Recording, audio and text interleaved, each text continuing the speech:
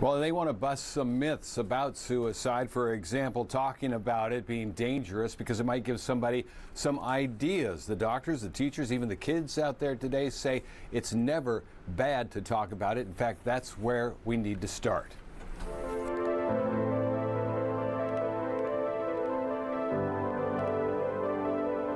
You can't help but let it get to you. A video tribute to a friend who killed himself. There's a sense of community that is lost. J.J. Riddell helped make it along with other kids and the staff at his school to show that we're all in this together. But apparently, not everybody is. Our school district did not let us show it because they said demographically it wasn't a smart idea, which a lot of students were angry and kind of were frustrated about.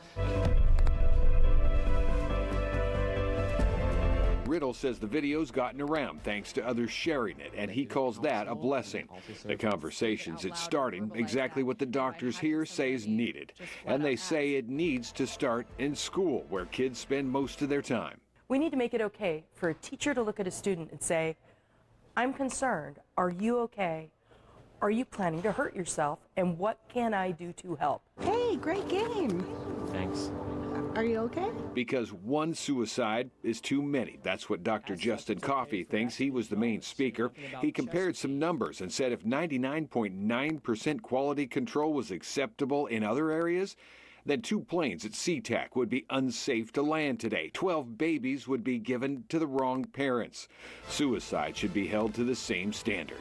If the number isn't 0, if that's not the right target, what's the right one? 4 suicides? 12? And if 12, does that 12 include your sister, my mother, my school teacher? I have no other morally acceptable target. Now, if you don't know how to talk about suicide, don't be embarrassed. Just ask someone who does. And one thing that caught my ear today is that you don't need permission to ask somebody if you can help. If you see somebody with a chest pain, somebody with a flat tire, you're going to stop and ask them and offer them a hand. In News Control, Joe English, K2 News. Okay, Joe, thank you. Experts say most mental health crises are temporary and will pass. If you need to talk, there are always people standing by at the National Lifeline. Their number is 1-800-273-TALK. You can also text HOME to 741-741. The stigma around mental health exists for both boys and girls, but we have found they present different challenges. Coming up at 6:30, we talked to 2 authors who wrote books about the challenges that come with raising boys. That is still ahead in a special report.